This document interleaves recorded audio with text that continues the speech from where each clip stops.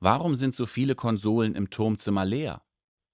Bis 1941 war das Turmzimmer, das Porzellankabinett des Dresdner Schlosses, voll bestückt mit edelsten Objekten. Nach der Zerstörung und Rekonstruktion sind einige Vasen wieder zurück im Turmzimmer, so wie diese hier. Aber warum ist zum Beispiel diese Konsole leer?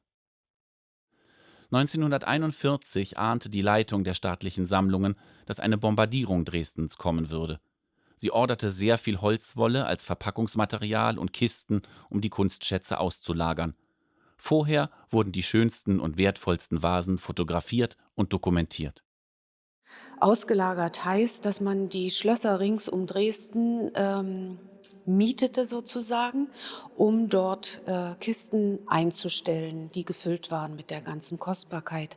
Die Sachen aus dem Turmzimmer, die wurden nach Schleinitz gebracht. Das ist ein kleiner Ort in der Nähe von Dresden und dort befand sich ein kleines Schloss mit einer Kapelle und dort waren keine Angriffe. Also die Kunstsammlungen haben in dieser Zeit bis 45 regulär kaum Verluste erlitten. Nach dem Krieg war die Not in der Bevölkerung groß. Es fehlte an allem, auch an Geschirr. In Schleinitz waren nach Kriegsende Vertriebene und russische Soldaten untergebracht. Ein Tagebucheintrag.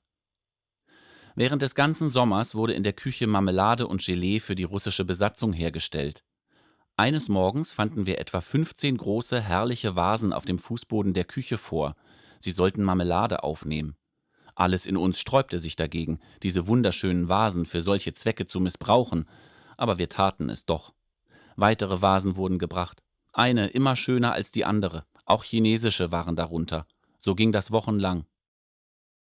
1947 wurde zurückgeholt nach Dresden, allerdings eben mit großen Verlusten, die wir heute eben immer noch spüren. Bestimmt 3/4 des Porzellans ist nicht mehr vorhanden. Diese Meißner Prunkvase von Johann Joachim Kendler symbolisiert den Frühling.